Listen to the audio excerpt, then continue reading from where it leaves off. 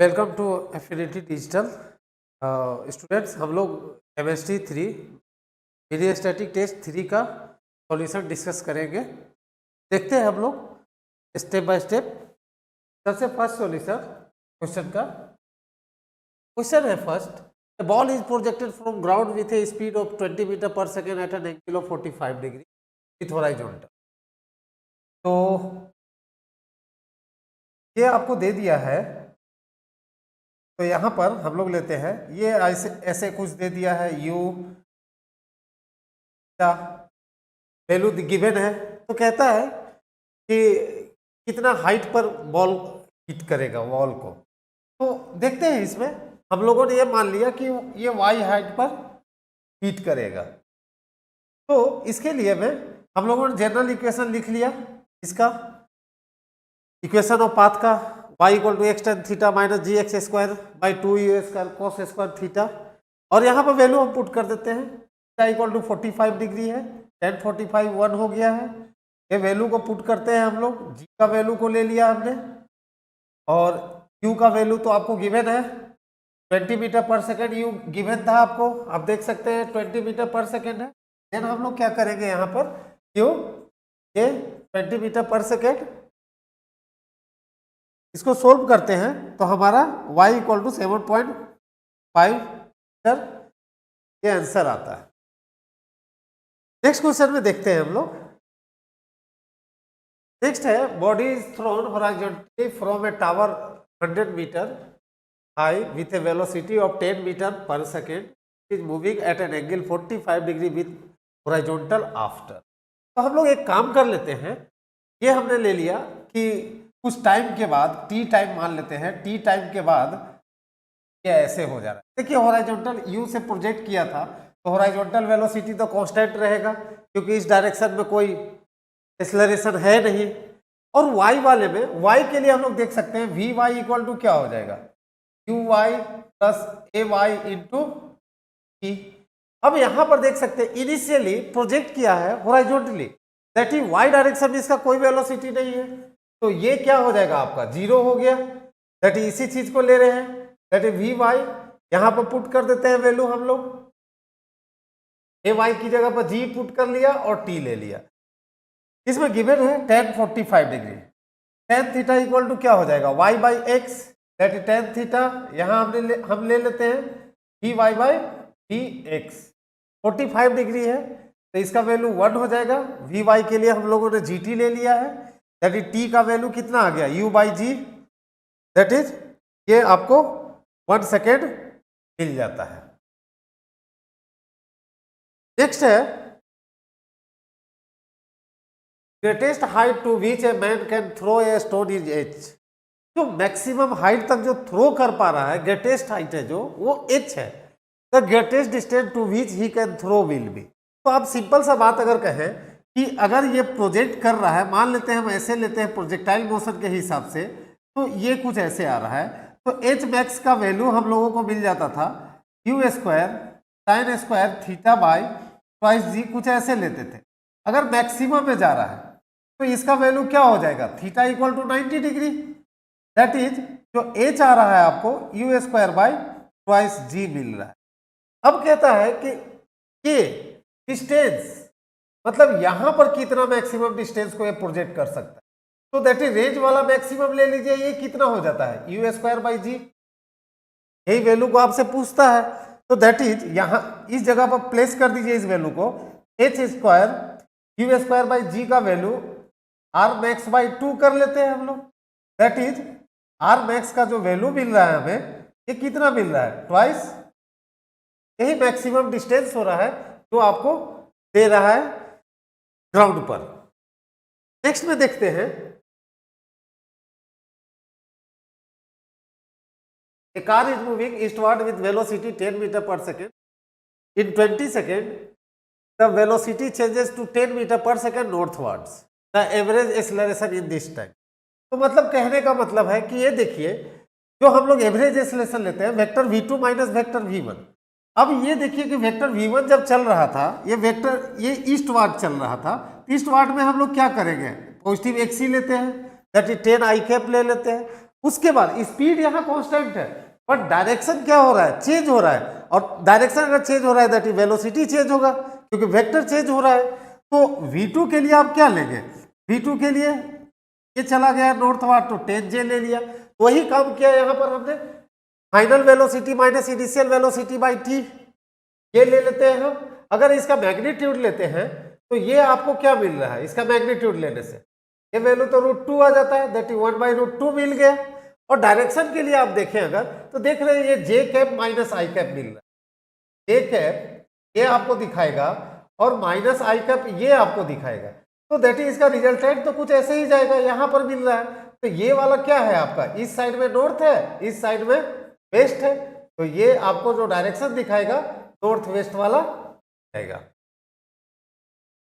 Next में आप यहां पर देखिए, इसमें है body moving with a uniform acceleration has velocity of u and v when passing through points a and b in its path, the velocity of the body Midway between a and, मतलब middle point पे पूछ रहा है। तो आप ऐसे देखिए, ये है इस पॉइंट a और b पर ले लेते हैं। a पर आपको गिवन है कि ये u है, b पर आपको गिवन है ये v। मिड पॉइंट को हम देख लेते हैं, मान लेते हैं c है, यहाँ पर वेलोसिटी मान लेते हैं हम v, यही मिड पॉइंट वाला वेलोसिटी है। अब मिड पॉइंट का है दैट इज ये डिस्टेंस, और ये डिस्टेंस क्या होगा आपका, सेम रहेगा। एक्सेलरेशन ड्यूरिंग द मोशन ये आपका,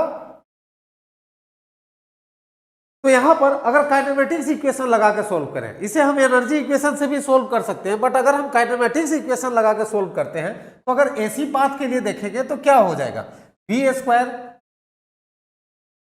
equal to u square plus twice s, s की जगह एक्स लिख सकते हैं आप, तो ये हमने लिख दिया।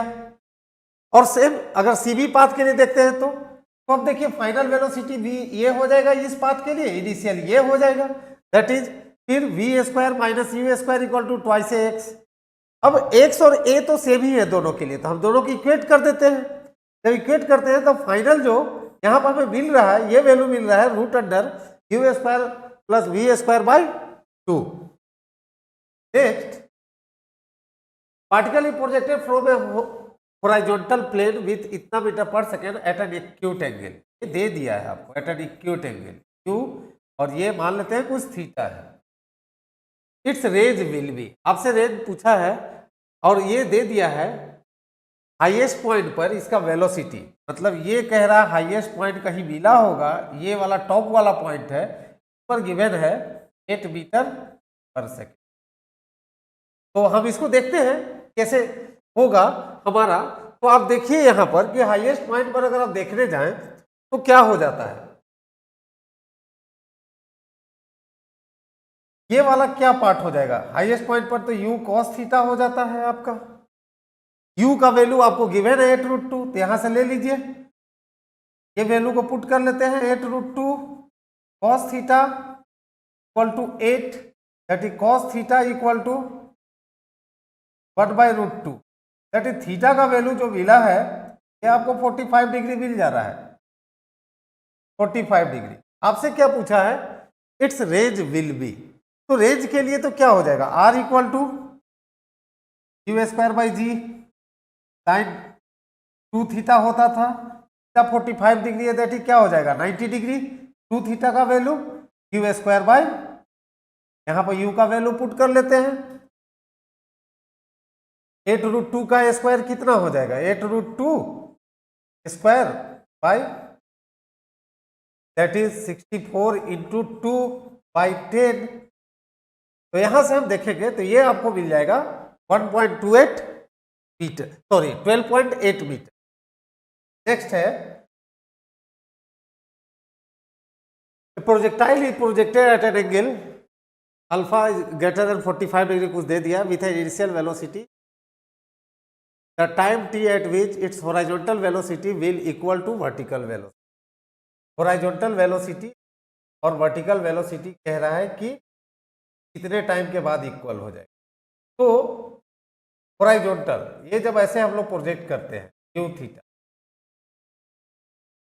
हॉरिजॉन्टल तो यू एक्स होता है, ये क्या होता है ऑलवेज कांस्टेंट होता है जब तक कि कंडीशन गिवन नहीं रहे, तो that is this u x equal to कह रहा है कि ये वी वाई हो जा रहा है वर्टिकल वेलोसिटी, और यू एक्स क्या हो जाता है आपका u cos theta v y u y plus a y into t, यहां से वैल्यू पुट कर लेते हैं यू साइन थीटा, और ए वाई के लिए minus g into t, that is t equal to u sine theta minus u cos theta by t ले लेते हैं, दैट इज इससे हमारा ये कुछ जाता है।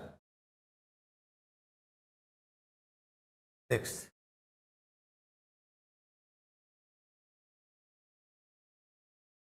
two particles start moving along the same straight line starting at same moment.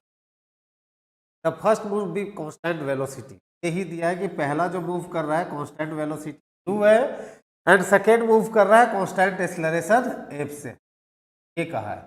अब कहता है कि during time that elapsed before second catches the first the greatest distance between the particle. तो इन दोनों के बीच ग्रेटेस्ट डिस्टेंस, दो पार्टिकल है, ये ऐसे चल रहा है, ये ऐसे चल रहा है, इनके बीच जो मैक्सिमम डिस्टेंस तभी होगा, ये मैक्सिमम डिस्टेंस तभी हो सकता है जब दोनों सेम ही वेलोसिटी से चल रहे होंगे। तो जब सेम से चल रहा है तो यहां पर देख लीजिए, ये तो v1 इक्वल टू v2 है, तो v1 क्या हो जाएगा, ये तो कांस्टेंट से चलना शुरू किया था पहला u से, तो u हो जाएगा, और v2 कांस्टेंट एक्सेलरेशन चल रहा था, तो v equal to u plus a t, तो u तो इसके लिए v2 के लिए 0 है, तो ये कितना हो जाएगा f into t, that is t equal to u by f हमने ले लिया। अब डिस्टेंस की बात है, तो डिस्टेंस के लिए हम लोग डायरेक्ट कर लेते हैं, डिस्टेंस वाले में कैलकुलेट कर लेंगे टी का।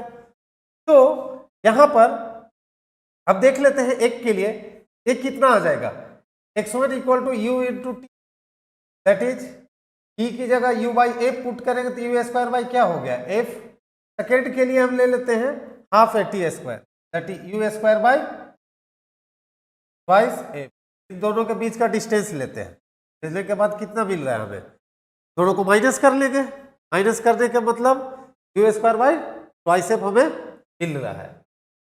नेक्स्ट में देखते हैं, for particle moving along A curve path velocity curve path पर जा रहा है, कुछ ऐसे भी लेकर के देख सकते हैं, क्या कुछ इस तरीके का देख ले कर्व पाथ के लिए, तो हर पॉइंट पर वेलोसिटी किधर जाता था, टेंजेंट के अलोंग ही शो करता था, टेंजेंट के अलोंग शो कर रहा है, तो हमारा जो होगा अलोंग द टेंजेंट। एक पॉइंट पर अगर देखेंगे वेलोसिटी का डायरेक्शन हमेशा टेंजेंट के अलोंग होगा। नेक्स्ट है choose the wrong statement, zero velocity of particle does not necessarily mean it's acceleration is zero. अगर वेलोसिटी जीरो है तो कह रहा है कि एक्सेलरेशन भी कोई मतलब कोई जरूरी नहीं है कि एक्सेलरेशन भी जीरो है। बात भी सही है कि मान लेते हैं हम यहाँ से ऐसे कुछ प्रोजेक्ट करते थे यू से मैक्सिमम हाइट पर, यहाँ जाने के बाद v जीरो होता था, बट इसके पास constant acceleration a equal to g यहाँ प्रोजेक्ट रहता था, that is a is not equal to zero रहता था, बट इस पॉइंट पर वेलोसिटी हमारा जीरो होता था, तो ये तो हो सकता है, ये रॉन्ग नहीं है पहला।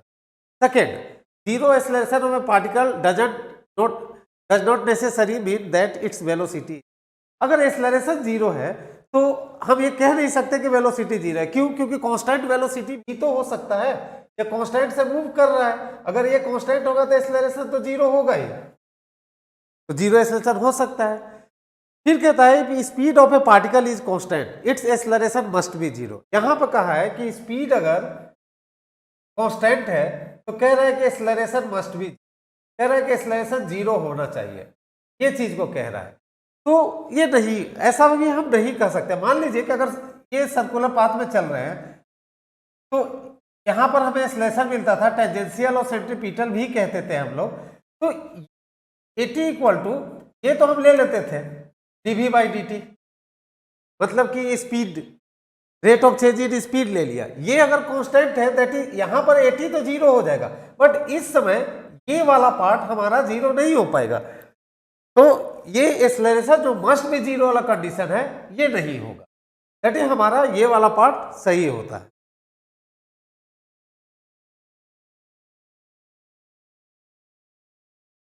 अब देखते हैं body start from rest moves along a straight line with constant acceleration the variation of speed v with distance s is, मतलब ये ऐसे देख सकते हैं स्ट्रेट लाइन में चल रहा है विद कांस्टेंट एक्सेलरेशन है। तो ठीक है, रेस से स्टार्ट किया है तो ऐसे वी स्क्वायर इक्वल टू क्या होता है u square plus twice s या एक्स ले सकते हैं, इनिशियल तो जीरो है, that is v square equal to twice a, ये तो कांस्टेंट है, तो दैट इज ये v square is directly proportional to s मिल, क्या आप देख सकते हैं y square is directly proportional to x आपको मिल रहा है। ये इक्वेशन है पैराबोला वाला, और ऐसा वाला जो ग्राफ होता था हमारा इस टाइप का होता था, दैट इज ये वाई और एक्स वाला हमारा, इसका मतलब ये वाला ठीक होता है। नेक्स्ट यहां पर है तो वेलोसिटी टाइम ग्राफ ये गिवन है आपको, डिस्प्लेसमेंट पूछ रहा है आफ्टर 8 सेकेंड, डिस्प्लेसमेंट पूछा है, तो वीटी ग्राफ है अगर तो एरिया जो ले लेंगे इक्वल टू वीटी ग्राफ के एरिया, ये आपको डिस्प्लेसमेंट दे, तो इसके लिए में हम एरिया निकालते हैं, तो इस पार्ट का एरिया निकाला, फिर इस पार्ट का एरिया निकाला, इधर वाला को हम निगेटिव ले लेंगे और इधर वाला तो एरिया हमारा पॉजिटिव हो जाएगा। ये जब एरिया निकाल के देख रहे हैं यहाँ पर तो हमारा ये वैल्यू और ये वैल्यू आ रहा है, तो दैट इज 12 माइनस 7, इसमें कितना मिल जा रहा है हमारा 5 मीटर, तो हम कह सकते हैं हमारा जो वैल्यू आ रहा है डिस्प्लेसमेंट ये आपको 5 मीटर है। Next particle is detach from the rim of a rotating disc of radius 70 centimetre, regular frequency 30 RPM, the plane of disc is situated, मतलब इतना मीटर हाइट पर 0.5 मीटर, यहाँ से डिटैच होकर के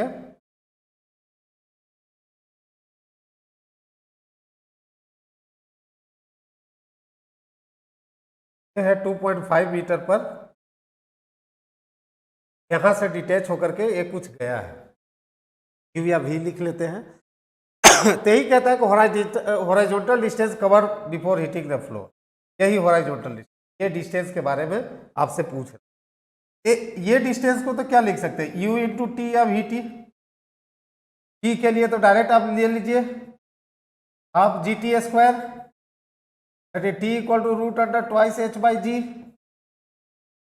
टी तो हमारा मिल जा रहा है, क्यू का वैल्यू आपको दे दिया है, टी हमारा मिल जा रहा है, एक्स इक्वल टू ये जो लिया, अब वी इक्वल टू क्या हो जाएगा यहाँ पर आर इंटू ओमेगा, कुछ तो घूम रहा होगा वो वहां से बाहर निकला होगा, यहाँ पर हम वैल्यू पुट करते हैं आर का ओमेगा का, हमारा वैल्यू ये मिलता है।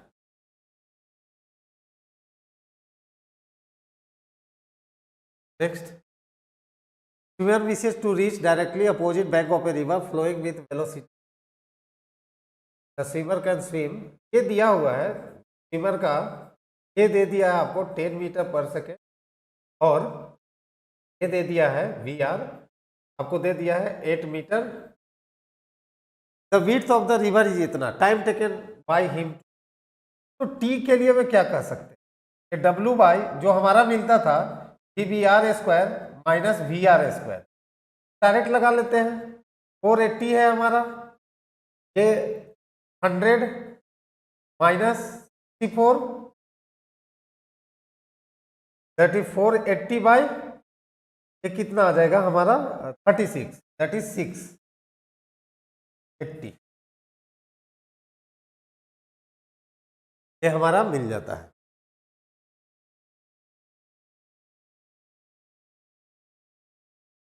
नेक्स्ट है ये आपको गिवन है, तो रिटार्डेशन आपको निकालने के लिए कहा है, तो क्या करेंगे टी गिवन है इसको डिफ्रेंशिएट कर लेते हैं, यहां से डिफ्रेंशिएट करने में क्या करते हैं, ये टर्म गिवन था हमारा with respect to x differentiate कर लिया, twice alpha into x plus beta आपको मिल जा रहा है, फिर इसे उल्टा कर देते हैं D x by D T, ये तो वेलोसिटी आपको देता है, फिर इसे अगेन डिफ्रेंशिएट जब हम करते हैं तो हमारा वैल्यू ये मिल रहा है। देखिए ये वाला तो पार्ट हमारा वेलोसिटी ही था, इसका स्क्वायर अगर देखेंगे आप तो क्या हो जाएगा, ये स्क्वायर में आ गया है, तो ये वाला पार्ट तो आपको वी स्क्वायर मिल गया, और ये D x by D T velocity है इंटू वी मिल गया, ये 2 अल्फा और ये पहले से माइनस था हमारे पास, तो दैट इज ये जो आपको मिल रहा है -2 अल्फा वी क्यू। आपसे रिटार्डेशन पूछा था, लिख दिया है रिटार्डेशन, तो माइनस को हटा लीजिए आप। तो माइनस को हटा लेने के बाद रिटार्डेशन ऑलरेडी बोल ही दिया है, दैट इज का वैल्यू कितना आ जाएगा, twice alpha v q. Next है projection of mass m is fired with velocity v at 45 degree to horizontal from a point P regulated at rest. Magnitude of change in momentum between the leaving point P and the arriving point Q. तो मतलब यहां से देखिए, ये ऐसे भेज दिया और ये यहाँ, ये तो हॉरिजॉन्टल वाला रह जाएगा, ये वर्टिकल वाला, यहाँ भी यू वाई से ही गया था, ये तो यू एक्स। हॉरिजॉन्टल चेंज देखेंगे तो ये तो चेंज सेमी डायरेक्शन में है, जीरो हो जाएगा, लेकिन ये दोनों सेम डायरेक्शन में नहीं है। तो अगर आप मैग्नीट्यूड देखते हैं डेल्टा वी, मैग्नीट्यूड इसका देख दें तो कितना हो जाएगा, फाइनल माइनस इनिशियल, फाइनल तो ये तो माइनस था, डायरेक्शन आप देख सकते हैं माइनस में है, माइनस इनिशियल यू वाई, ये पॉजिटिव में जा रहा था, that is twice u y आ गया, that is momentum m into delta v, twice m delta v का जगह वाई हम ले लेते हैं, क्यू वाई का value twice m q cos 45, cos 45 का value 1/√2, that is √2 m into q या v लिख, ये हमारा मिल जाता है।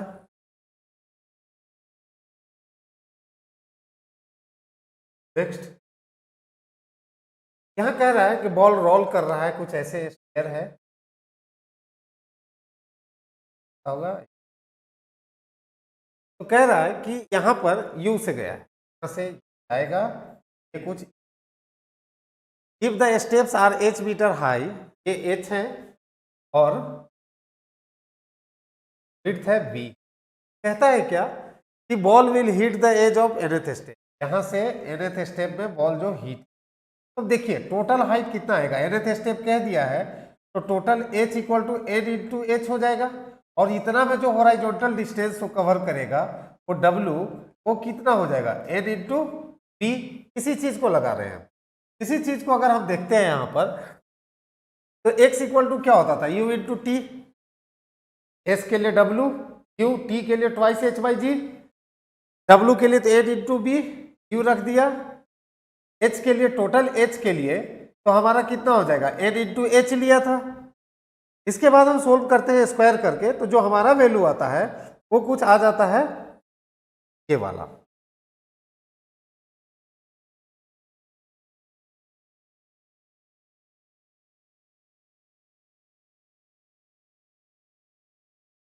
Next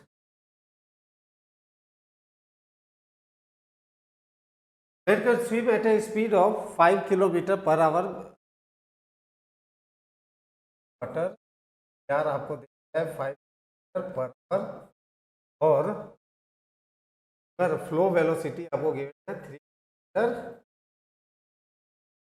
he keeps himself always at an angle of 60, flow क्या है विद द फ्लो डायरेक्शन, कह रहा है कि इसे जाना है, time taken by him to cross the river will be, इधर से इधर जाना होगा, तो ये वाले कंपोनेंट को लेते हैं हम, ये तो VBR है, ये कितना हो जाएगा VBR sin 60, तो इसके हिसाब से ही हम लेते हैं, ये वाला कंपोनेंट को ही लेंगे y वाला, तो y वाला दैट इज यहाँ पर क्या हो जाएगा W/VY, y वाला कंपोनेंट हमें मिल रहा है sin 60, ये वैल्यू को पुट करते हैं तो जो हमारा टाइम मिलता है 0.35 hour. Next the height y and distance x along the horizontal for a body projected in, कुछ ऐसे दे दिया है y का वैल्यू आपको और x का इनिशियल स्पीड। तो अब काम कीजिए कि इनिशियली ही देखना है, इनिशियल का मतलब हम t इक्वल टू 0 पर लेते हैं, इसको डिफ्रेंशिएट करते हैं। जब हम इसे डिफ्रेंशिएट करेंगे तो क्या मिल रहा है हमारा 8 - 10t y डायरेक्शन वाला Vy, तो यहाँ इनिशियली t इक्वल टू 0 हम पुट कर देते हैं, तो वी वाई का वैल्यू हमें 8 मीटर पर सेकेंड मिल रहा है। t इक्वल टू इनिशियल का है, t इक्वल टू 0 कीजिए, और हॉरिजॉन्टल वाला हम देख लेते हैं। यहाँ पर वी एक्स आपको 6 मिल गया, ये 8 मिल गया है, स्पीड निकालना है, हम ले लेते हैं, हमारा जो मिल रहा है 10 मीटर पर सेकेंड। नेक्स्ट है particle is projected horizontally in air at A height of इतना metre to ground with a speed of 10 meters of the particle after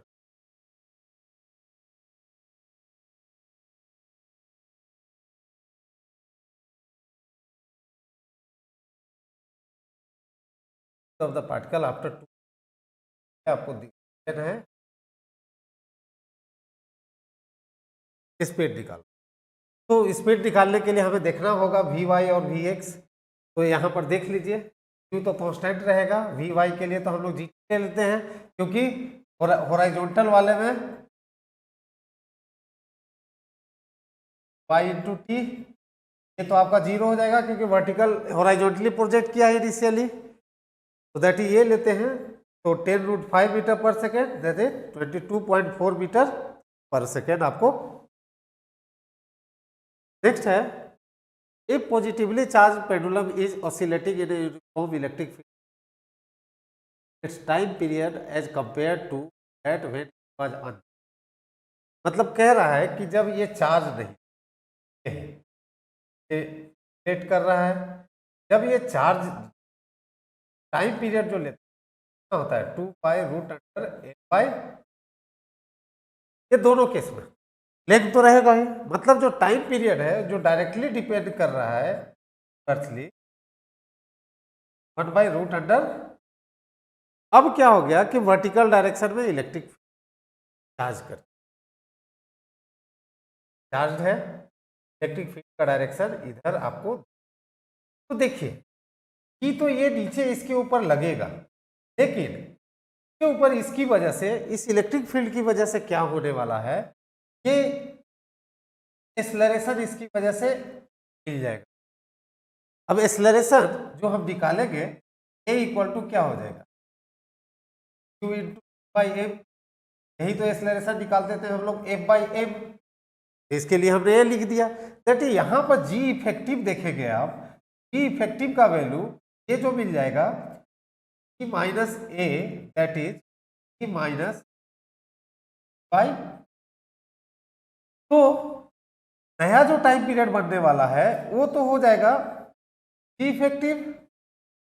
अब ये चीज देखिए, ये डिक्रीज कर जाएगा पहले के तुलना में, कंपेयर टू बिफोर ये डिक्रीज कर गया। अगर ये डिक्रीज कर जाएगा दैट ये क्या हो जाएगा आपका, इंक्रीज कर जाएगा। यही चीज को लिख रहे थे, हमारा जी इफेक्टिव के ऊपर ही डिपेंड करेगा। तो दैट इज हमारा ये क्या हो जाएगा, इंक्रीज कर जाएगा। अब ये है A and B are two concentric spheres if A is given a charge Q while B is earth। ये जो पूरा सिस्टम है एक कैपेसिटर का है, एक कैपेसिटर वाला सिस्टम दिखा, तो अर्थ कर दिया है, ये तो कैपेसिटर वाला सिस्टम हमारा मिल गया है, और इसके अंदर इलेक्ट्रिक फील्ड 0 नहीं होगा। यहां पर कह रहा था charge density of A and B are same, ये तो नहीं होगा दोनों का, field inside and outside A is 0। यहां पर कहता the field between A and B is not 0। बिल्कुल कैपेसिटर के अंदर में जो फील्ड हो जाता था, ऐसे ले लीजिए या ऐसे भी देख सकते हैं। फील्ड क्या होता था, ई के लिए हम लोग लिखते थे, एक प्लेट से देख रहे हैं तो बाई 2 एप्सिलॉन नॉट मान लेते हैं, ये डायरेक्शन होगा पॉजिटिव का, निगेटिव वाले में ये इसे खींचेगा, तो हमारा वैल्यू, ये वैल्यू हमारा 0 नहीं हो पाएगा। दैट इज नेट जो वैल्यू आएगा E1 प्लस E2 ये कुछ आ जाएगा। तो ये वाला हमारा ऑप्शन ये सही होगा, the field between A and B is not 0।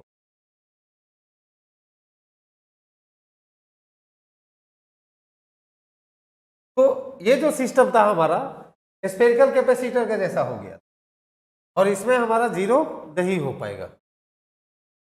The maximum electric field intensity on the axis of uniformly charge ring of charge Q and radius, ये होता है पर जो इलेक्ट्रिक फील्ड हम एक्स डिस्टेंस पर इसके एक्सिस पर देखते हैं वो इलेक्ट्रिक फील्ड रहता है by R square plus X square whole to the power 3/2। ये का मतलब है ये ले रहे हैं हम लोग 1/4 पाई। तो इलेक्ट्रिक फील्ड मैक्सिमम देखना होगा, तो मैक्सिमम के लिए हम क्या करेंगे, d/dx equal to that is R, X का वैल्यू जो हमें मिलता था ये मिल जाता है r/√2। तो r/√2 ये हमारा मिला है, ये वैल्यू को हम क्या करते हैं x की जगह पर पुट कर देते हैं। जब ये पुट करते हैं हमारा ये वैल्यू वाले इक्वेशन में पुट कर देते हैं, तो जो हमारा वैल्यू मिलता है ये वाला सोल्व करने के बाद आ जाता है।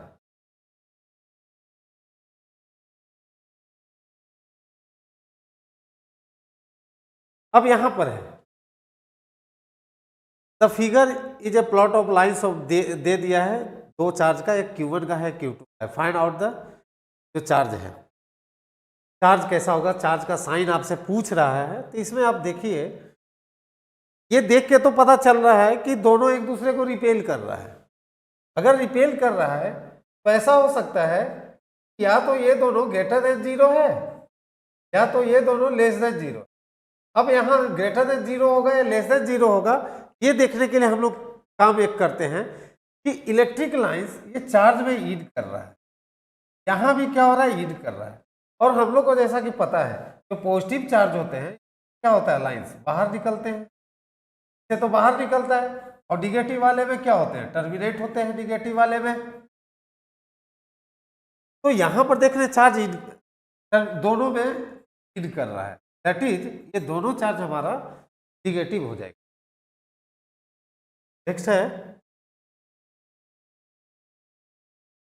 There are two concentric metal shells of radii इतना एंड इतना, outer shell has a charge Q and the inner shell is grounded, the charge on the inner shell. हम एक काम कर लेते हैं, एक डायग्राम ले लिया, ये कुछ ऐसा है, ये R1 दे दिया है आपको, सर आपको R2, और क्वेश्चन में दे दिया है कि जो इनर सेल है तो क्या कर रहे हैं हम लोगों ने ग्राउंड कर। क्वेश्चन में गिवन है आपको इनर सेल ग्राउंडेड होने का मतलब है पोटेंशियल वहां का जीरो।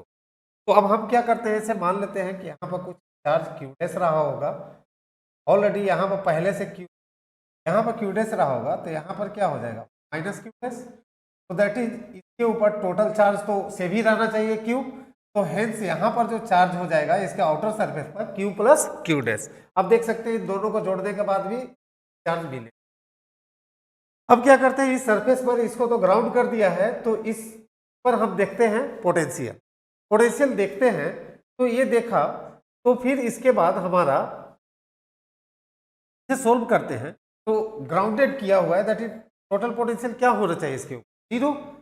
पोटेंशियल इस चार्ज की वजह से, इस चार्ज की वजह से और इस चार्ज की वजह से देखा, और उसके बाद जब इसे सोल्व करेंगे हम, तो हमारा जो मिलता है Q' equal to -R1/R2 into Q। Next है इलेक्ट्रिक चार्जेस Q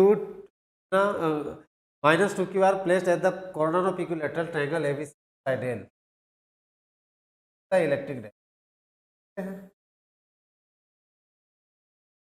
चार्ज है, आपको दे दिया है चार्ज, एक Q दे दिया है, एक Q दे दिया है, और ये आपको दे दिया -2। तो चार्ज क्या होता है, यहाँ जो डाइपोल मोमेंट आप देखेंगे, तो डाइपोल मोमेंट देखने के लिए क्या होता था, ये -Q है +Q, तो डाइपोल मोमेंट का डायरेक्शन इधर से इधर हो जाता था, और इसके लिए हम लोग क्या लिखते थे, यही चीज तो लिखते थे। तो यहां से हम लोग जब निकालते हैं तो देख सकते हैं डाइपोल मोमेंट ये मिल रहा है आपका, इधर आ गया P और ये भी P, ये भी Q इंटू डी हो जाएगा, दैट इज लेंथ L दिया है तो L हो जाएगा क्योंकि इक्विलैटरल ट्रायंगल है। तो यहाँ पर इन दोनों के बीच का एंगल कितना है, 60 डिग्री। इसका नेट मैग्नीट्यूड जब निकालते हैं तो क्या हो जाएगा, वेक्टर है, तो वेक्टर सभी करेंगे, a square plus b square plus twice a into b cos theta, that ये हमारा √3p मिल गया, और p का वैल्यू हम क्यू एल पुट कर देते हैं, दैट ये नेट डाइपोल मोमेंट हमारा यहाँ से ये मिल जाता है। आगे चलते हैं।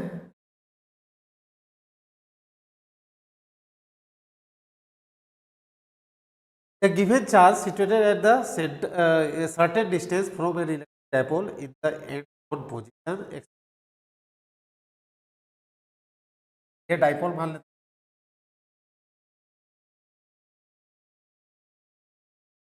हैं कहीं सर्टेन डिस्टेंस r पर रखा and on position, force F x, electric field यहाँ देख लीजिए इक्वल टू क्या हो जाता है, twice kp by r cube हो जाता है। अब कह दिया है कि चार्ज को जो डिस्टेंस है उसको डबल कर देते हैं, डिस्टेंस को डबल कर लीजिए, ट्वाइस r क्यूब कर लेते हैं, तो ये आपको मिल जाएगा 8r cube, twice kp by r cube का वैल्यू e हो जाता है, बाई 8 कर लेंगे, तो फोर्स जब देखना होगा तो इसकी जगह एफ डैश इक्वल टू ये कितना हो जाएगा, एफ बाई 8, ये ले लिया। नेक्स्ट,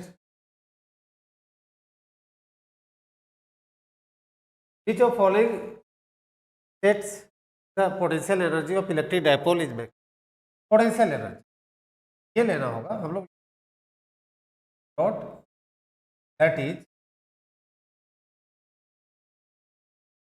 और ई को तो बदल नहीं सकते हैं, और थीटा है जो angle between dipole moment and electric. तो यहां पर देखिए ये थीटा का ही वैल्यू देखना, इसी से पता चल जाएगा। इसमें तो 90 डिग्री आपको दिख रहा है, cos 90 जी तो ही हो जाता है। यहां पर डाइपोल मोमेंट का डायरेक्शन इधर negative to positive, electric field इधर है, that is theta zero. Theta zero होने का मतलब ये equal to minus p negative ही, ये तो इससे भी कम हो गया। यहां पर देखिए क्या हो रहा है, ये डाइपोल मोमेंट, ये पी का डायरेक्शन है और electric field opposite, theta equal to pi हो जाता है। इस जगह पर हमारा डाइपोल मोमेंट आपको मैक्सिमम मिलेगा, cos पाई इज मैक्सिमम यहां पर मिलेगा potential. Next, effective capacity between A and b, तो ए एंड बी के बीच इफेक्टिव कैपेसिटी देखना है हमारा। इस तरह का सिस्टम दे दिया है, ए और ये देख लीजिए यहाँ पर,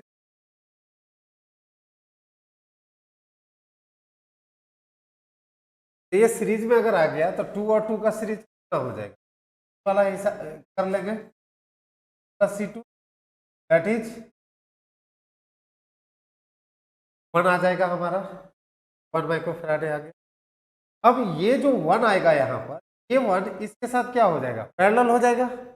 पैरेलल होने का मतलब फिर से क्या हो गया आपका, 2 हो जाएगा, दैट ये 2 माइक्रोफैराडे ले लिया हमने। अब क्या होगा, हमें इसके और इसके बीच देखना है, तो इन दोनों पॉइंट से इसको देखिए, ये दोनों क्या हो जाएंगे सीरीज में, फिर से ये फिर से 1 आ गया है। अब दैट इज इसके बीच में ये तो 1 हो ही गया, ऐसे ही हमारा ए और बी है, ये 1 है और दूसरा 1 यहां से आ रहा है, 1 1 क्या हो जाएगा, ये 1 है ये 1 है, पैरेलल में आ गया है, that is 2 microfarad. Next, and electron of mass a b initially at rest move certain distance from electric, that is यहाँ पर क्या होगा, एक्सेलरेशन होगा इलेक्ट्रिक फील्ड की वजह से, और सेम प्रोटॉन है वहाँ भी चार्ज है, दैट इज उसकी वजह से भी एक्सेलरेशन हो। इनिशियली एट रेस्ट आपको कह दिया है, तो प्रोटॉन और मास इतना also initially rest, takes time T2 to move through equal distance आपको दे दिया है। मतलब x1 अगर देखें तो हाफ a1 T1 स्क्वायर, और x2 देख लें तो हाफ a2 टू, यही आपको गिवन है। तो दैट इज एक्सेलरेशन तो हम यही लेते हैं Q into E by M, ये आपको दे दिया है इलेक्ट्रॉन के लिए, ये आपको मिल गया प्रोटॉन के लिए, ये दोनों सेम है। तो दैट इज यहाँ से ये दोनों को इक्वल कर दिया हमने। अब ये इक्वल किया, ये और ये तो कैंसिल हो जाएगा। आपको निकालना था T2 बाई T1, तो इसको इधर ले आइए, that is T2 by T1 अगर रहेगा तो क्या हो जाएगा आपका, ये MP बाई AB हो गया, that is T2 by T1 root under MP by AB। मतलब अगर देखें तो MP by AB that is हमारा ये ऑप्शन सही होता है। नेक्स्ट, ये है electric field due to a point charge carried from it. ये पॉइंट चार्ज यहाँ पर है, ये इलेक्ट्रिक फील्ड इधर से क्रॉस करेगा इसके सरफेस से, मतलब ये क्या हो जाएगा, हर एक पॉइंट ये सरफेस इक्विपोटेंशियल हो जाएगा। ये तो इक्विपोटेंशियल सरफेस जैसा हो जाएगा, इक्विपोटेंशियल वाला। अगर ऐसा हुआ तो जो पोटेंशियल डिफरेंस हो जाएंगे इक्वल टू जीरो, क्योंकि इक्विपोटेंशियल कह दिया, दैट इक्वल कह दिया है। तो अब यहां से जितने भी चार्ज है, चाहे जिस रास्ते यहां से लेके जाइए, यहां भी पोटेंशियल डिफरेंस जीरो ही आएगा, इस पर भी जीरो ही आ जाएगा, यहां भी जीरो ही आएगा और यहां भी जीरो ही आएगा पोटेंशियल। तो वर्क डन। तो यहाँ लिस्ट और मैक्सिमम का कुछ बात ही नहीं है, हर केस में क्या हो जाएगा, जीरो हो जाएगा। तो जीरो वाला हमारा ऑप्शन कौन सा होता है, 3 वाला होता है। नेक्स्ट है, if the two conducting spheres are separately charge then brought in contact. देखिए ये जब सेपरेटली चार्ज कर देंगे, एक कैपेसिटर की तरह काम कर रहा है कंडक्टर, ये Q1 Q2 है, कैपेसिटर की तरह काम कर रहा होगा, इनका रेडियस R1 और R2 हम लोग मान सकते हैं। तब क्या होता है कि जब कॉन्टेक्ट में लाएंगे, जैसे ही कॉन्टेक्ट में ले करके आएंगे, चाहे आप इसके थ्रू आप कनेक्ट कर दें, तो क्या होगा कि चार्ज रीडिस्ट्रीब्यूशन हो जाएगा। तो चार्ज रीडिस्ट्रीब्यूशन होगा, तो इस पर मान लेते हैं Q1 है, हम मान लेते हैं यहां से इधर चार्ज चला गया, टोटल चार्ज अभी क्या है, इनिशियली Q1 प्लस Q2 है। अब जब इधर से इधर जाएगा रीडिस्ट्रीब्यूशन होगा, तो यहां से मान लेते हैं Q गया और यहां पर मान लेते हैं Q पहुंच गया। तो इस केस में भी जो टोटल चार्ज आप देखेंगे तो Q1 minus Q plus Q2 plus Q, तो यहां पर आपको मिल जाएगा Q1 प्लस Q। तो यहां से ये तो पता चल गया रीडिस्ट्रीब्यूशन होने से भी चार्ज कंजर्व हो रहा है। बट क्या होता है, चार्ज रीडिस्ट्रीब्यूशन में देखते हैं हम लोग, यहां पर होता है loss in potential energy, that is delta U का लॉस हो जाता है, ये हो जाता है, ये लॉस हो जाता है। तो दैट इज यहां पर एनर्जी जो दिया है, total energy of the two spheres is conserve, ये तो नहीं हो पाएगा, तो एनर्जी कंजर्व नहीं हो पाएगा। यहां पर दिया है both energy and charge conserve, charge तो कंजर्व है लेकिन एनर्जी कंजर्व नहीं हो पाएगा हमारा। दैट इज ये देख रहे हैं आप Q कांस्टेंट है, तो हमारा जैसे कि the total charge on the two spheres is conserved, तो दैट इज हमारा ऑप्शन 2 होता है।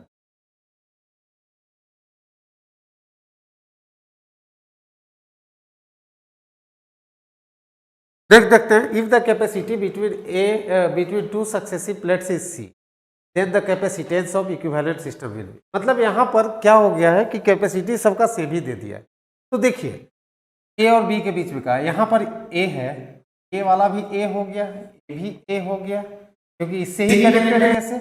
ये B है तो ये B हो गया और ये वाला भी B हो गया। तो आप देख लीजिए A और B के बीच है, A और B के बीच है, ये भी A और B के बीच है, कभी C था और ये C गिवन है, और पोटेंशियल डिफरेंस दोनों मतलब A और B के बीच में ही है, तो पॉइंट्स तो सेम हो गया, A और B के बीच में है। दैट इज ये तीनों कुछ इस तरीके का अगर अरेंज करें तो हमको दिखने वाला है, A और B के बीच में, दैट इज ये पैरेलल में दिख रहे हैं, सेम पॉइंट होगा, सेम पॉइंट इसके बीच है, पैरेलल है, तो C equivalent this is add कर देंगे सबको, क्या आ जाएगा हमारा। नेक्स्ट ये है the potential difference across the capacitor of. अब एक काम करते हैं, 3 है 6 है और ये टोटल पैरेलल में है, तो कितना आ जाएगा 12, ये आ गया 12 और ये आ गया आपका 2, ये 70 वोल्ट अप्लाई किया। तो दोनों पर चार्ज तो सेम ही होगा क्योंकि सीरीज है। C1V1 इक्वल टू C2V2, फिर से V2/V1 इक्वल टू C1/C2। इसको और सोल्व करते हैं तो V2 equal to C1/C1 plus C2 into V मिल रहा है। अब C1 का वैल्यू तो 12 था, 12 पुट किया, C1 प्लस C2, 12 प्लस 2 14 और 17। इसको सोल्व करते हैं तो हमें कितना मिलता है, 60 वोल्ट। नेक्स्ट है an infinite line of lambda per unit length along y axis, ये ऐसे गिवन है, y axis along है, इनफाइनाइट है, ऐसे इनफाइनाइट तक गया है, ये ऐसे, और कह रहा है कि A0 से लेकर के टू A0 तक जाना है। तो कहता है हमारा कितना होगा work, moving charge Q, work done हमसे पूछ। तो यहां पर W इक्वल टू, यही तो ले लेते हैं Q इंटू डेल्टा V, और जो V लेते हैं माइनस EDR, 1 to 2 ले लिया, ये ले लीजिए। E कितना होता है इसकी वजह से एक्सिस पर, λ/2πε0 इंटू R। अगर x डिस्टेंस है तो x लिख लेंगे, λ/2πε0 R/R, ये ले लिया, ये यहाँ। तो इसका इंटीग्रेशन कितना हो जाएगा, ये A से वाइस A तक जा रहा है, ये 0 कर सकते हैं, 0 नहीं है करने का, A से twice A, R/R, that is ln, तो आपको मिल रहा है, और हटाते हैं, ये इधर तो मिल गया V2 माइनस, से हटाते हैं नेगेटिव साइन को, ln 1/, यहां से इस फॉर्मूला में वर्क डन लगा देते हैं तो कितना हो जाएगा, Q इंटू λ/2πε0 ln 1/2 आपको जाता है। दैट इज हमारा जो ऑप्शन होता है 2।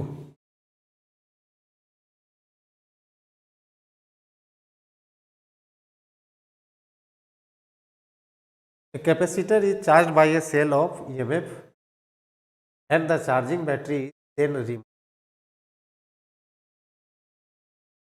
ये है कि ये कैपेसिटर है, इसको चार्ज कर दिया और चार्जिंग बैटरी को रिमूव, तो टोटल चार्ज कितना आ गया। फिर कहता है कि हटाते हैं और उसको आइडेंटिकल कैपेसिटर के साथ ऐड कर, अब ये चार्ज हो गया है, तो आइडेंटिकल कैपेसिटर के साथ पैरेलली कनेक्ट कर। तो यहाँ पर देखिए जैसे ही कनेक्ट करेंगे चार्ज रीडिस्ट्रीब्यूशन होगा और आइडेंटिकल है, इसीलिए दोनों में क्या हो जाएगा, आधा आधा चार्ज यहाँ दोनों में आ जाएगा। तो चार्ज जब पता चल गया तो इसमें पूछता है कि the potential difference across the new capacitor. Potential difference across new capacitor के लिए में V इक्वल टू कितना हो जाएगा, Q/C। Q तो चार्ज इतना था, ये ले लिया, Q/C, दैट इज Q का वैल्यू यहां पुट कर देते हैं, हम लोगों ने Q पहले ही निकाला है, इक्वल टू 2 हमारा। नेक्स्ट,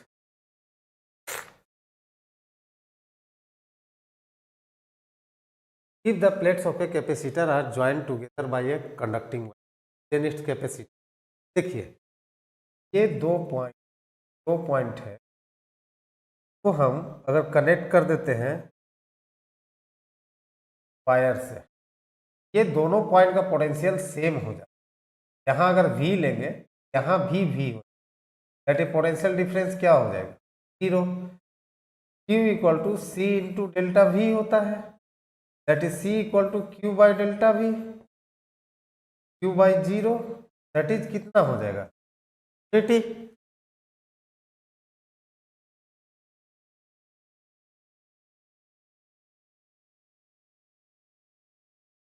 नेक्स्ट है कनेक्टर चार्ज प्लस Q और माइनस Q है, ये है, देखिए non uniform field, non uniform है, तो नॉन यूनिफॉर्म में क्या होगा कि यूनिफॉर्म वाला होता था, जब केस लेते थे यूनिफॉर्म वाले में, तब क्या होता था कि फोर्स इधर और इधर, ये माइनस वाला ले लेते हैं, ये प्लस वाला, तो एफ नेट तब कहते थे जीरो। क्यों? क्योंकि f equal to q into e लेते थे।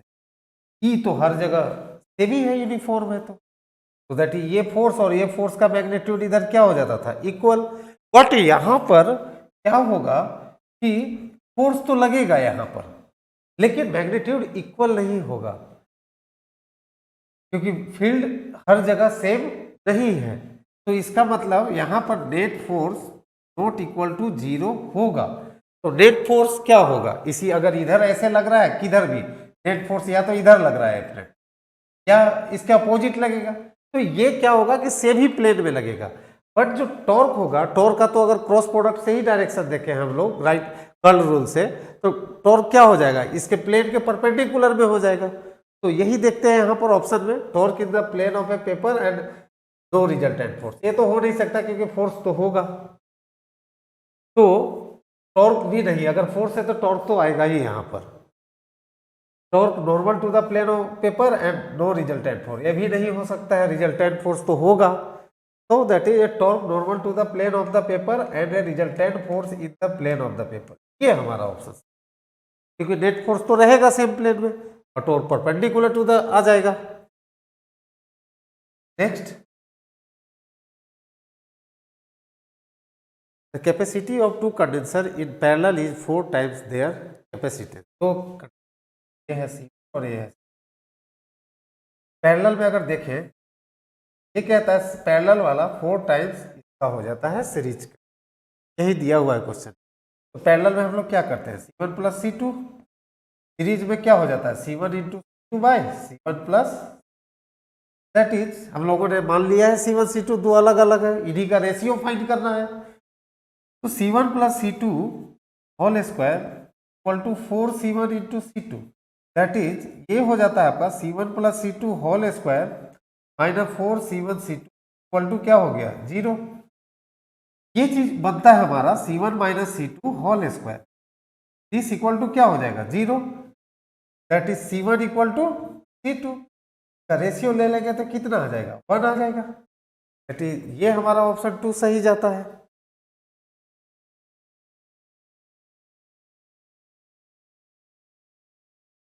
Next, you are given 32 conductor और 4 माइक्रोफैराड कैपेसिटी दिया हुआ है आपको 4 और C इक्विवेलेंट दे दिया है आपको, C इक्विवेलेंट आपको इफेक्टिव कैपेसिटेंस 8 माइक्रोफैराड दिया। तो मान लेते हैं हम n कैपेसिटर्स सीरीज में है, मान लेते हैं ऐसे कुछ, एक कैपेसिटर है, ये सीरीज, तो टोटल यहां पर एक लाइन के लिए देखेंगे और ऐसा ऐसा हम m लाइन मान लेते हैं, तो पैरेलल लाइंस m मान लेते हैं, या नंबर ऑफ रोज कह लीजिए n मान लेते, m मान लेते हैं। तो ये टोटल इसका इक्विवेलेंट कितना हो जाएगा, c बाई n। अब ये c बाई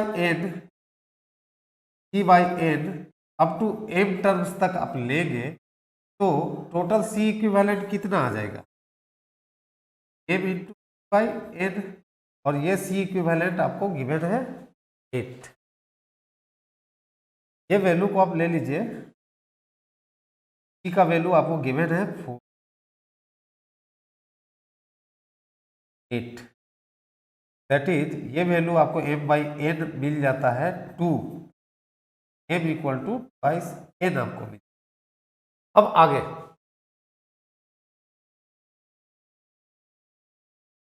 टोटल 32 है, m इंटू n कितना हो जाएगा 32, ये वैल्यू पुट कर देते हैं, twice n square 32, 30 n square equal to 16, n equal to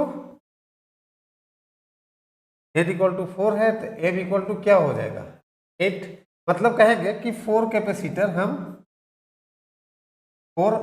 series में कनेक्ट कर, मतलब ये 4 4 4 4 4 4, तो इसका इक्विवेलेंट टोटल कितना आ जाएगा 4 बाई 4, c बाई n होता है 31। इस 1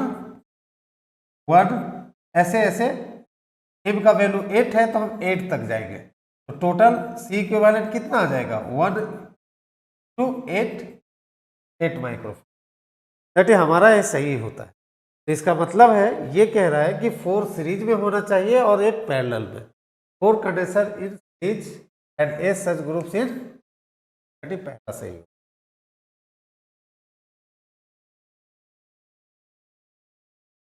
Find the capacitance of a system of 3 parallel plates, each of area A separated by distance d1 and d2.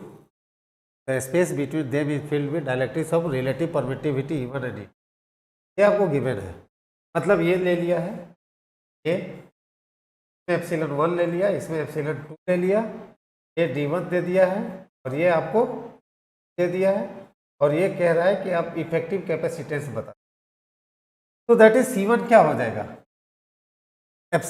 Epsilon not epsilon 1 d, C2 भी ये आपको मिल जा रहा है।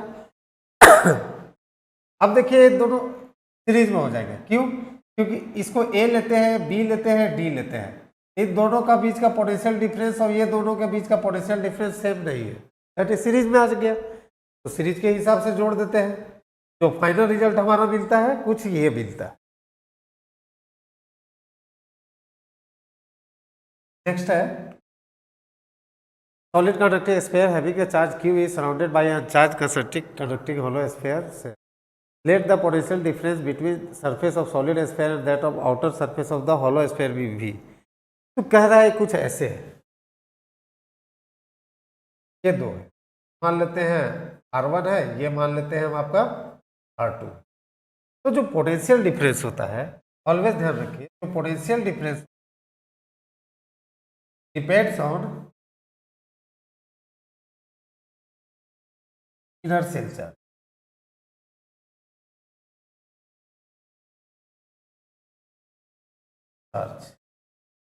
दैट इज या आउटर बचा कुछ भी होगा उसके ऊपर डिपेंड नहीं करता है। तो अगर उसके ऊपर डिपेंड नहीं कर रहा है तो आउटर में हम कुछ भी चेंज करेंगे, ये जो दे दिया आउटर सेल पर चार्ज, वो कुछ इफेक्ट पोटेंशियल डिफरेंस पर लगाएगा ही नहीं। अगर वो नहीं लगा रहा है पोटेंशियल डिफरेंस पर, तो दैट इज जो हमारा पोटेंशियल डिफरेंस पहले था V, वो हमेशा कांस्टेंट रह जाएगा। मतलब क्या है कि अगर इनर को चेंज करेंगे तब पोटेंशियल डिफरेंस चेंज हो सकता है, अगर इनर को चेंज नहीं किया तो हमारा कुछ भी नहीं होगा, आउटर में चाहे जो भी चार्ज दे दें वो चेंज नहीं होगा। दैट इज ये हमारा इसका ऑप्शन फर्स्ट ही होता है।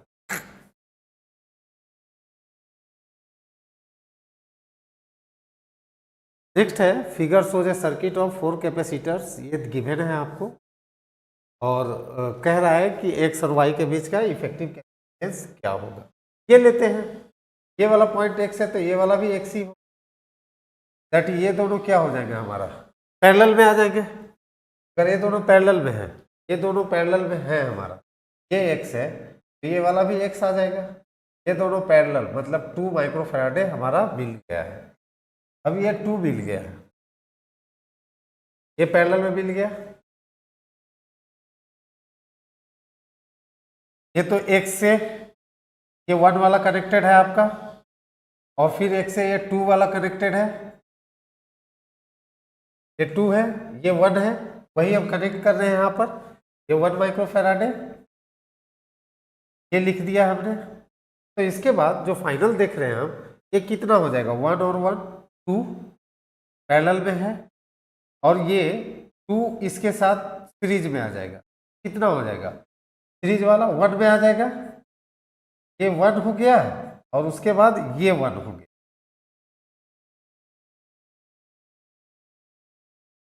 ये 1 और 1 पैरेलल में फिर से आ गया, दैट इज हमारा क्या हो गया, इधर x हो गया और ये हमारा y हो गया। पैरेलल में आने का मतलब ये दोनों, that is C equivalent microfarad, ये हमारा आता है।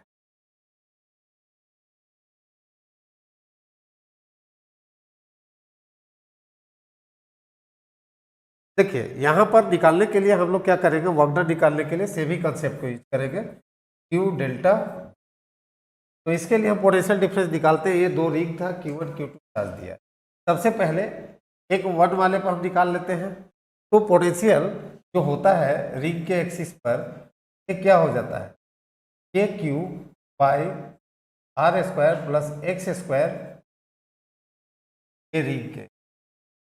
अगर सेंटर पर ले लेते हैं, सेंटर पर क्या हो जाएगा, एक्स जीरो हो जाएगा, दैट इज के क्यू बाई आर हो जाएगा। तो सेम चीज पहले इसका सेल्फ की वजह से सेंटर पर देख लिया और इसकी वजह से x इक्वल टू आर को पुट किया यहाँ पर, हमारा वैल्यू ये।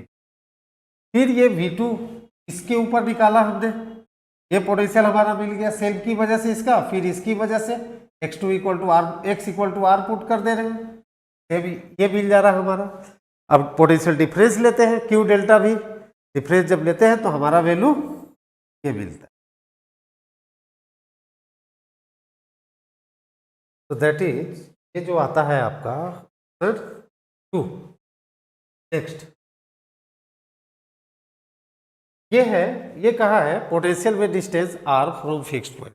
ये तो हम लोग जानते हैं कि जो इलेक्ट्रिक फील्ड होता है माइनस dv बाई dr, या कह सकते हैं negative of slope of dr graph.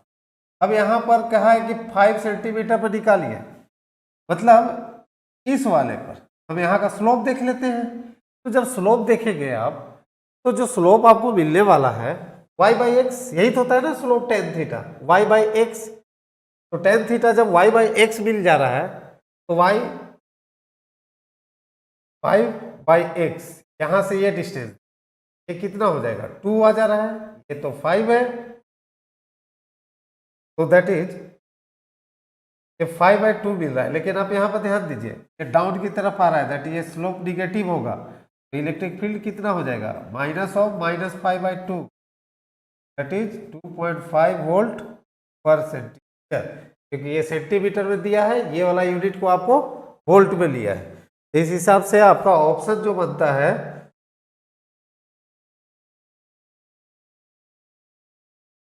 First बनता है।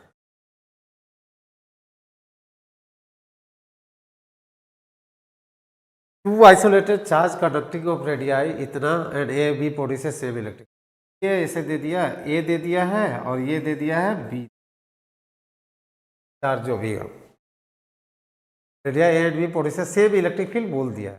तो अब आगे देखिए, तो कहता है कि पोटेंशियल का क्या होगा। तो V देखते थे तो क्या करते हैं हम लोग, के क्यू बाई आर, फील्ड देखते हैं तो के क्यू बाई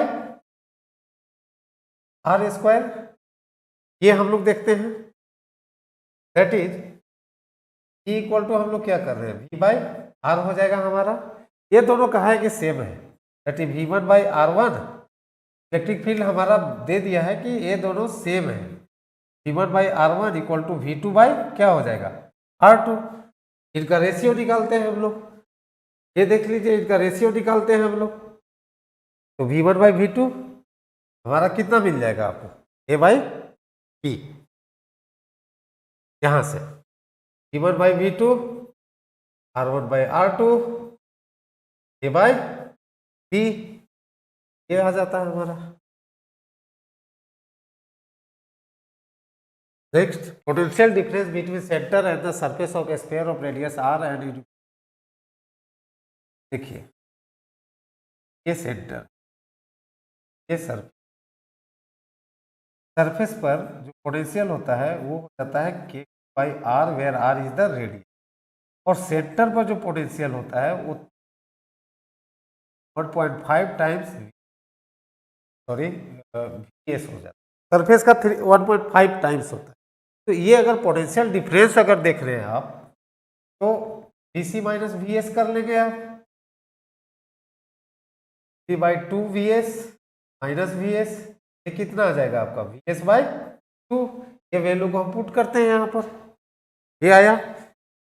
इसके लिए तो Q by 4 pi epsilon not into R by 2, यहाँ से हमें वॉल्यूम चार्ज डेंसिटी में दिखाना है, तो चार्ज पर यूनिट, ये वाला चार्ज पर यूनिट वॉल्यूम में ले लेते हैं हम, तरीके से वॉल्यूम में लिया, दैट इज जो हमारा वैल्यू आएगा rho r square by 6 epsilon naught, मतलब हमारा ये फर्स्ट ऑप्शन सही होता है।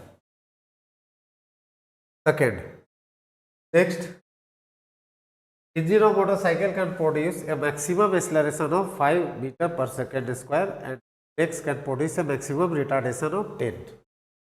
So what is the minimum time in which it cover a distance of? तो यहाँ पर आप इस तरीके से देख सकते हैं, यही है VT,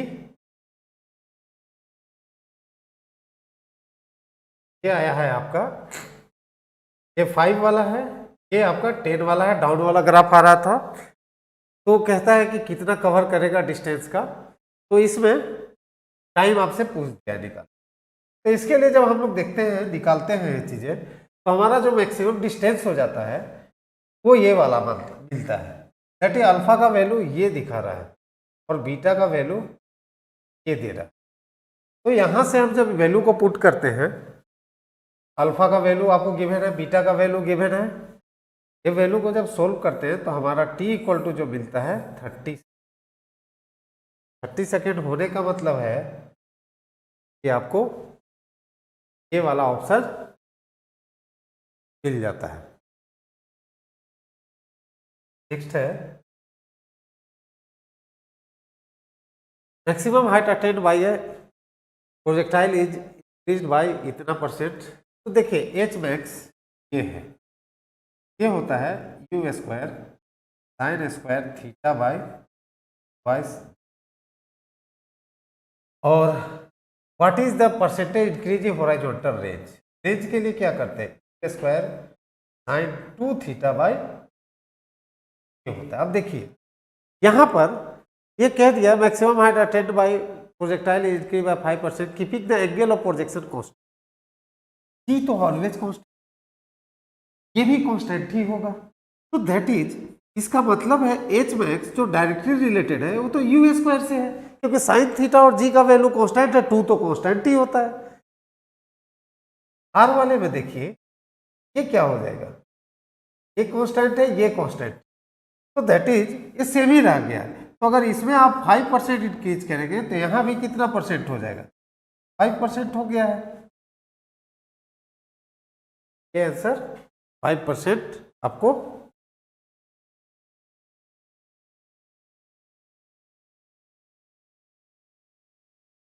next, if two projectiles are fired at the angles of 30 degree and 60, देखिए यहाँ कॉम्प्लीमेंट्री एंगल पर दिया है, एक थीटा है, यू दे दिया है, और दूसरा 90 माइनस थीटा पे दिया है। अब देख सकते हैं एक 30 डिग्री ले लेते हैं, दूसरा कितना पर ले रहा है आपको, 60 डिग्री पर है। अगर कॉम्प्लीमेंट्री एंगल पर जो रेंजेस मिलते हैं वो इक्वल होते हैं, that is R1 equal to R2। अगर ये R2 है then the ratio of their horizontal range, R1 by R2 कितना आ जाएगा, 1। ये हो गया है। ठीक है, मिलते हैं नेक्स्ट अगले सॉल्यूशन में।